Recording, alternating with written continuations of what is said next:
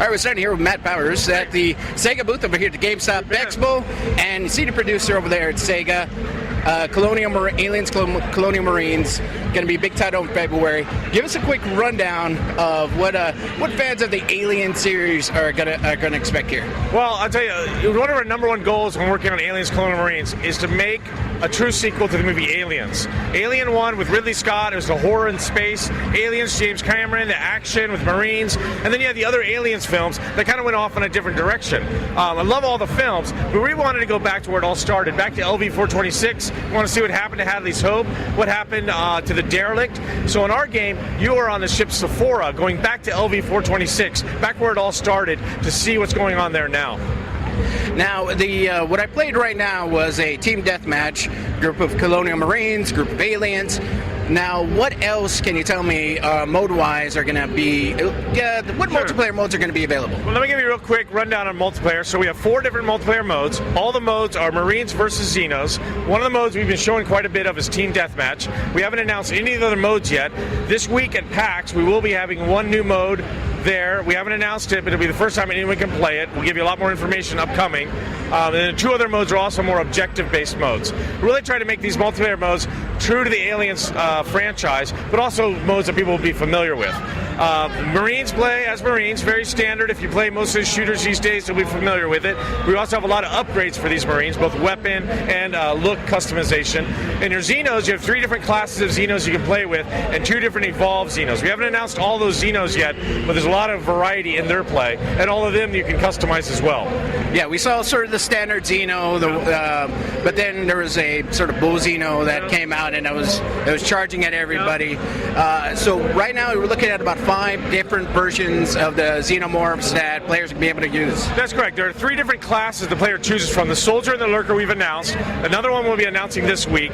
So the 3 classes the player chooses from the start, and those are the classes the player can also upgrade the different abilities, also upgrade their look of the Xenos, and then during the game there's 2 evolves that show up during the game. These are game balancers that the Xenos use to help balance the game against the Marines, because the Marines have a much more plethora of weapons. One is the Crusher, that's the big bull you've seen already. The other one we haven't announced yet, so wait and see about that.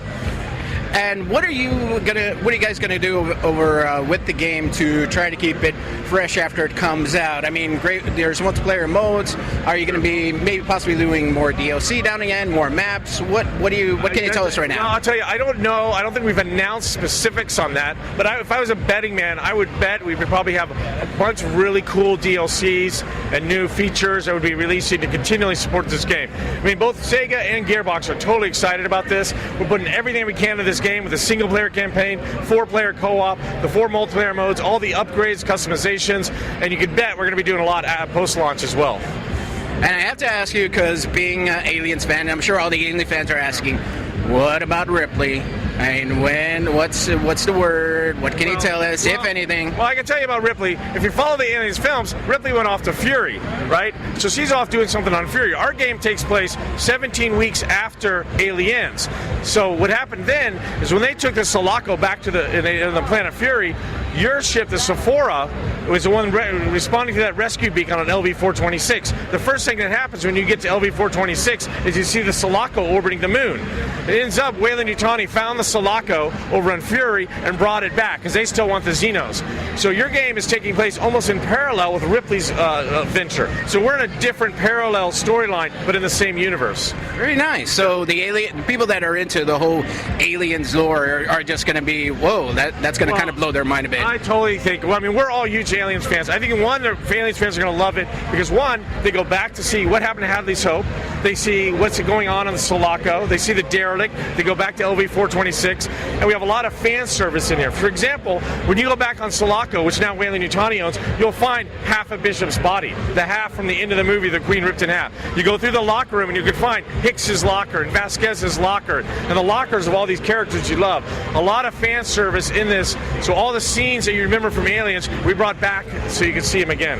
Very nice. Well, Matt, thank you very much. Coming out February 13th? February 12th. February 12th. 360, PC, PS3, Wii U. Just in time for Valentine's Day. You betcha. All right. Thank you very much, Matt. Thank you.